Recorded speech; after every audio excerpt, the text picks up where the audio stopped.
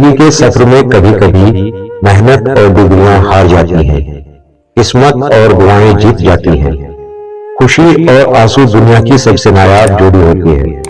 دونوں کا ایک ساتھ ملنا بہت مشکل ہے، لیکن جب دونوں ساتھ ہوتے ہیں تو وہ پل سب سے زیادہ خوبصورت ہوتے ہیں۔ تین آدمی جن کی آنکھیں جہنم کو نہیں دیکھ پائیں گی۔ رسول اللہ صلی اللہ علیہ وسلم نے فرمایا، تین شخص ایسے ہوں گے ان کی آنکھیں جہنم کو نہیں دیکھیں گی۔ ایک وہ آنکھ جس نے اللہ کے راستے میں پہرا دیا ہو، دوسری وہ آنکھ جو حیثیت الہی سے اشکبار ہو گئی ہو، اور تیسری وہ آنکھ جو اللہ کی حرام کردہ چیزوں کو دیکھنے سے رک گئی ہو۔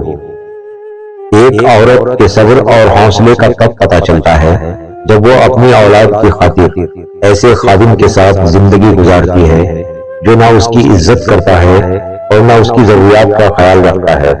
ایسی عورت ہی سچ میں عظیم عورت ہوتی ہے۔